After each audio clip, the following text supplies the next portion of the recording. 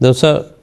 نصاب زکوٰۃ، ابھی یہ بات ہو رہی تھی کہ جس پر بھی وہ نصاب کے مطابق لاگو ہوگی، تو یہ برائے کرم فرمائیں کہ زکوٰۃ کا نصاب کیا ہے اور اس پر کتنی شرح سے پھر زکوٰۃ عائد ہوتی ہے؟ جیسا کہ پہلے ذکر کیا کہ دو قسم کے اموال ہیں، ایک ظاہری اموال ہیں اور ایک باطنی اموال ہیں۔ تو جو بنیادی طور پر باطنی اموال ہیں، جو انسان کو جن کا اپنا خود پتہ ہوتا ہے کہ وہ کتنے ہیں اور کہاں ہیں، ان کے اوپر جو زکوٰۃ لاگو ہوتی ہے بنیادی طور پہ اس کی نصاب اور شرح جو ہے وہ عموماً بیان کی جاتی ہے، اور اس کے لیے یہ ہے کہ 52.5 تولے چاندی ہے اور 7.5 تولے سونا ہے۔ 52.5 تولے چاندی جو ہے وہ 595 گرام بنتی ہے اگر کسی کو گرام میں پتہ کرنا ہو، اور جو سونا ہے 7.5 یا 7 تولے وہ تقریباً 85 گرام بنتا ہے۔ تو اگر تو کسی کے پاس چاندی ہے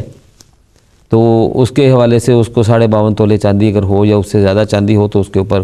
زکوٰۃ واجب ہے، اور اس نے اس کے اوپر 2.5% یعنی 40واں حصہ زکوٰۃ دینی ہے، 100 میں سے 2.5 روپے۔ اور اگر کسی کے پاس سونا ہے 7.5 تولے سونا یا 85 گرام سونا،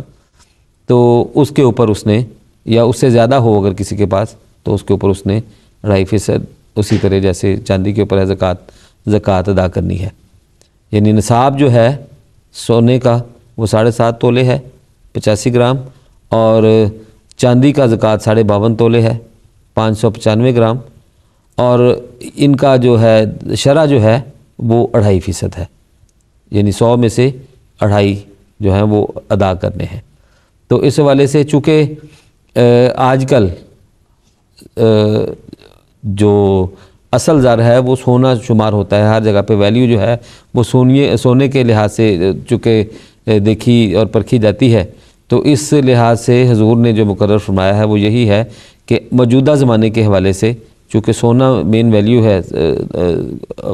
اموال کی، تو اگر کسی کے پاس 85 گرام سونے کے برابر رقم ہو یا سونا ہو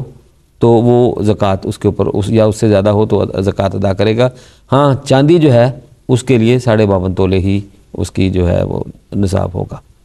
اور 1 سال تک اگر کسی کے پاس اس سے زیادہ رقم یا اتنی رقم پڑی رہے تو اس کے اوپر زکوٰۃ واجب ہوتی ہے، اس سے کم پر نہیں۔